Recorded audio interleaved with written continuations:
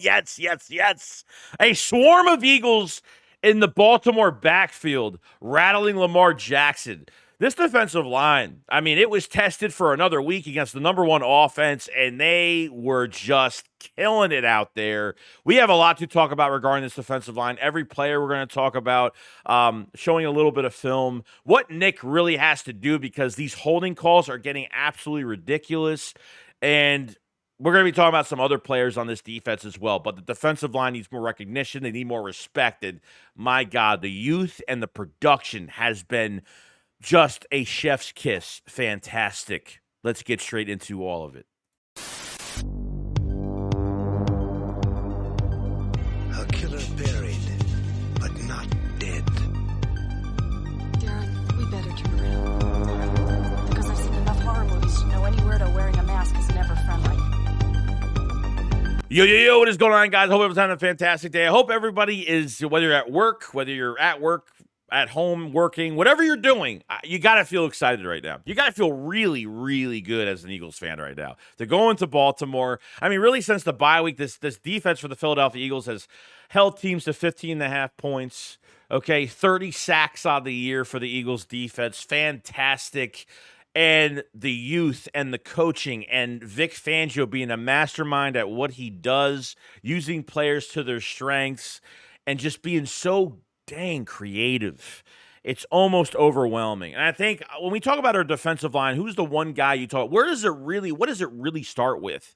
Okay, it starts with Jaylen Carter, 100%. And let me tell you something.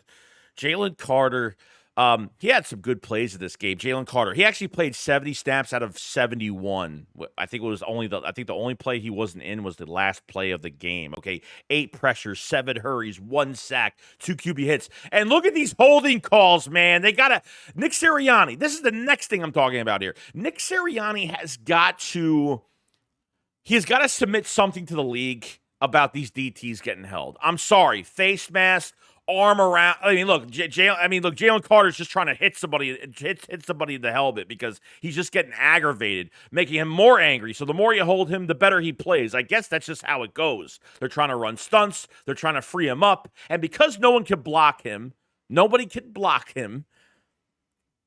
these DTs are getting held, and how are these referees not seeing this? You have a referee literally just standing there. I don't get how they're not seeing this every single game. I think one of these beat writers has to ask Nick, like, are you going to, what's going on why are these DTs getting held? Have you talked to the league about this? Have you submitted something to the league about this? It has got to get fixed, okay? Nobody is beating Jaylen Carter. No one will get the best of Jaylen Carter. Look at this. Arm around the neck. I mean, ridiculous, dude. Every single game this is happening. And Carter's just like, no flag? Really? And then he just gets more pissed off. It just does more damage in these games, which is great. I can't complain about it at all. I don't think the Eagles really ran too many 5-man fronts in this game, moving Zach Bond to the line. I don't think they really did that. They looked pretty damn. In this 3-man rotation, I thought they looked pretty good. Jaylen Carter having a massive day. It starts with him. It only takes one guy to get into the backfield. Even if you don't make a play, it's gonna slow that play down. It's gonna pause the timing of that play, and it's gonna make everyone else more successful, which is absolutely fantastic. So, hopefully Nick does the right thing and tries to, the Eagles to get some attention there. The Zay Flowers tackle the backfield was fantastic. He was just a disruptive monster, really, the entire game. He's been doing this every single week, but I mean, look at this. I mean, this is just, how do you miss these? I don't know. I have no idea, but I guess we're going to find out what happens in the future here. I think Nolan Smith had a really, 8 tackles and a sack. A sack of Lamar Jackson, absolutely fantastic.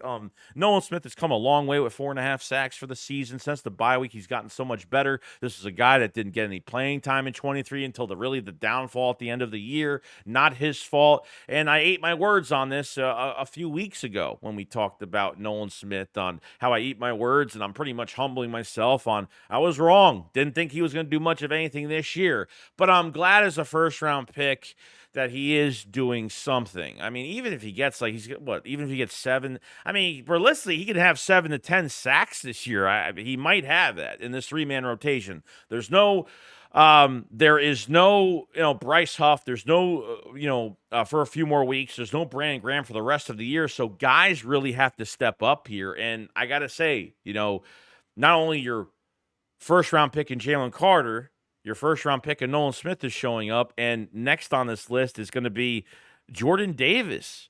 I mean, Jordan Davis had a couple tackles, but man, there was a couple plays this was Jordan Davis' best game. This defensive line, they really didn't get moved or bullied off the line too much. They were playing tough. The big message going into this week from Nick Sirianni was they have to be physical with us. Okay. They need to be physical in this game against Baltimore. This was like it was close to a playoff atmosphere in some aspect. Really not a playoff atmosphere, not really a Super Bowl atmosphere, but it was, this is you're facing a potential Super Bowl contending team, especially against the number one offense in the league. So it gets a lot of attention. And this was the matchup we were kind of waiting for here. Jordan Davis really holding his own. And yes, on the spreadsheet, the sack numbers aren't really there, okay? But like I said this in recent weeks, this is a big loophole for Howie Roseman because I think that they could sign him to an extension for a lot less. So if they don't want to sign Milton Williams next year and they feel like they want to give Jordan Davis really the contract, Milton Williams, I think, will garnish more money than Jordan Davis just because of the stat sheet and what it looks like. This could be a big loophole to sign Jordan Davis for a lot less than expected, okay? He was fantastic. The one where he grabbed Derrick Henry, like he held his block. He just held his own there, and waited for Derrick Henry to come through the hole. Then he gets off the block, grabs Derrick Henry, holding him back off the line for maybe a yard gain, nothing much. Derrick Henry only had he had 80 something yards in this game. I think this is the second time this season where he was held under 100 yards. I think the last time he was held under 100 yards was, I think, his first game of the year, the first game of the season. So that's really good. But Jordan Davis had 24 snaps, 23 snaps in this game. That's a lot because in recent weeks, if the Eagles took some leads, they would take Jordan Davis out of the game. He wouldn't even play that much because they want to garnish more of a pass rush. But let me tell you, the more you play Jordan Davis, the better he's going to get. The Georgia Bulldogs are playing pretty damn good right now, okay? And you have two of them starting right at DT, right in front of you there. Jordan Davis was great. This was his best game of the year. Best game of the year. Like, you have to look at the little things that are going on in the game. Okay, it's not just about sack numbers because obviously the linebackers are playing good and coverage downhill. The cornerbacks are playing good. A lot of guys are playing good, but as a unit, you're not. In recent years for the Eagles, in past years for the Eagles would put a lot of money and a lot of time into their defensive line and the rotation behind it. But because you're more balanced this year, you're not looking at a 70 sack season where if a defensive lineman gets hurt, we're panicking because our secondary is going to get exposed. But that's not the case. This is an entirely different year because the Eagles have put a lot of compensation into this secondary, especially drafting two DBs, two first-round talents, a first-rounder in Quignon, and obviously, I think a first-round talent in Cooper DeJean. We know how he played in this game. Doing this, I don't know what this means, but it's something. I'll get on board with it. I don't care. So I thought Jordan Davis played really, really good in this game and was fantastic. But like I said, Milton Williams had nine pressures. Carter had 8. Josh Sweat had 7. Josh Sweat had a pretty good game. The whole defensive line as a unit. I mean, they just attacked.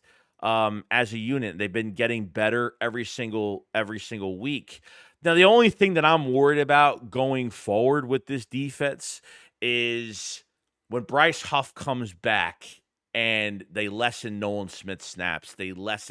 That's where I'm going to get worried a little bit because if Nolan Smith is playing at a high level, I don't care how much money Bryce Huff is getting paid. I don't care. Like if it's he hasn't lived up to it.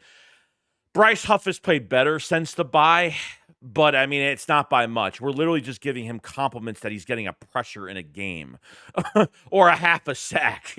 Like we're giving him just little like flowers here or there. And to me, it's just not enough. I think that's just a really bad signing by Howie Roseman.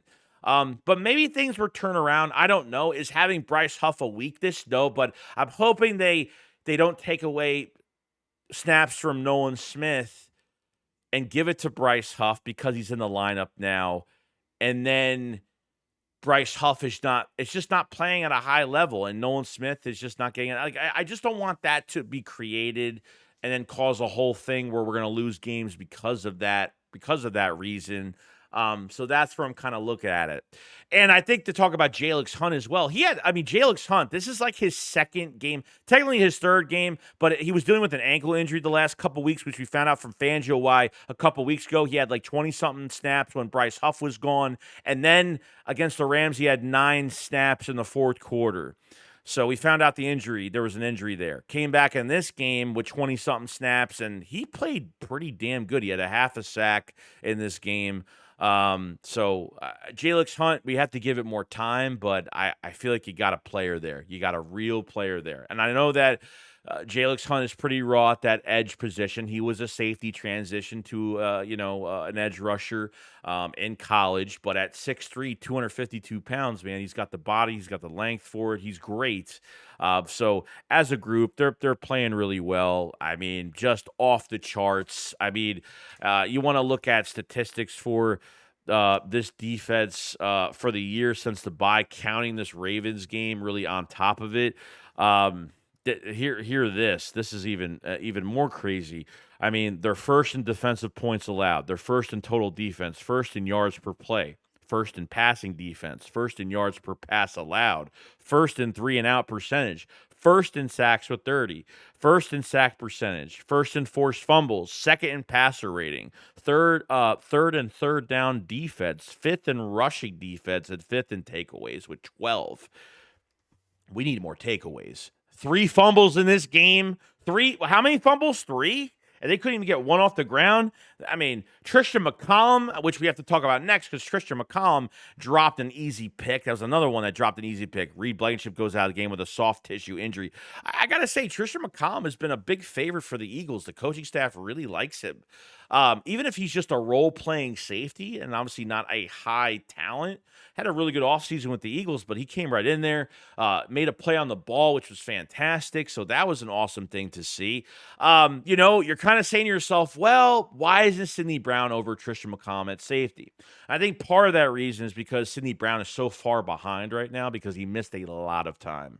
I think that's part of it. Sidney Brown by next season really needs to have a part of this defense, whether it's the inside corner spot I don't know. Whatever they're doing, he needs to cross train and do other things because you're pretty much set at safety. You have Reed Blankenship for another year with the Philadelphia Eagles at 25. You have Chauncey Gardner-Johnson that's here for another 2 years with the Philadelphia Eagles. So the safety spot's pretty good right now. And obviously James Bradbury is not going to be on the active roster. Whenever he's coming back, it's definitely not going to happen. I don't care. He hasn't earned a spot. He did not switch. He switched positions and didn't play safety good in the offseason. He has not earned anything to take away anything from any of these players on this active roster right now. But Tristan McCollum coming in was great. So I think that's the big question everybody was saying. Well, why is Sidney Brown getting any why is he not up on the depth chart over Tristan McCollum? So that's the reason why I think. But Tristan McCollum, I think they just favor him a lot more. And I'm very excited for him, man. He showed a lot of grit, physical, hard hitter, so a lot there. Lastly, with this video, I think the biggest weakness to the defense. Now, I'm going to nitpick. Oh, God, Joe, everyone's going to hate me now. You're not going to hate me on this because I think we'll all agree on this. When we play dime and when you see DeJean on the field and when you have to deal with Avonte Maddox coming onto the field, okay? Avonte Maddox, I don't know. That because you have no depth at DeJean, no depth after DeJean, there's nothing. You didn't cross-train any outside corners to the spot. No Isaiah Rodgers. You didn't cross-train anybody. Like nobody at all. So Avonte Maddox, Josh Sweat was robbed of a sack in this game because Avonte Maddox had a holding penalty, which really sucks. Every game, if Avonte Maddox comes in, they target him or he commits a penalty where the play's not even to his side or they're not aiming at his guy that he's covering. So it's really unfortunate because Avonte Maddox used to be one of the most, I'd say he was one of the most underrated inside cornerbacks we've had in a long time. And obviously, since getting DeJean finally, missing all the time he missed, came back and slowly was getting to this defense, he was a major impact. He was a fast impact for this defense. DeJean had a few games under his belt. But Avonte Maddox, man, this is one of the biggest weaknesses to our. This is a big weakness when they play dime. He just can't cover anybody anymore. I don't think the Eagles have any value with him. The only value that he has is he's been around this team, he's been around the guys, he has chemistry with the guys, and that's as far as it really goes. His play has fallen off, so I think it's time for Avonte Maddox to move out of Dallas Goedert's house sooner or later. I mean, I think it's going to happen. They're not going to be roommates anymore. It's not going to happen. So that's really my whole gripe with Avonte Maddox. If I was to say anything about this defense badly, one is we need more turnovers and capitalizing on fucking turnovers. Please to God, can we get a fumble off the ground? Can we get a pick? Can we catch a damn ball? Something? I don't care. And two, Avonte Maddox. Those are my really top two nitpicks. And they're two pretty big ones, I got to say. So that's all I got to say about this defense, this defensive line, just underrated, how they're just getting better every week. They're building something special here. The youth movement is real in Philadelphia. Fangio telling Howie, nope, I see Zach Bond as a inside linebacker, not an outside linebacker in a special teamer this year, or a backup outside linebacker, or telling Howie, no, we're not doing anything at the trade deadline. I want to produce my players because I have faith in those guys. I actually can't wait to hear from Vic Fangio this week. It's going to be cool to see some of the things going on. So that's your defensive line for the Philadelphia Eagles so far. Let me know if you guys do worry about Bryce Huff coming back, taking away snaps from the other guys if they're playing well. Does it mess up the mojo for this defense going forward? You guys let me know in the comment section below. And make sure you subscribe to the channel for more Eagles news every single day. And we'll be ready for another one soon. You guys enjoy the rest of your day. 10-2 for the Philadelphia Eagles. We feel really good right now. And I will see you guys on the next one. Shakes what up, File Sly. Peace out, guys. Peace.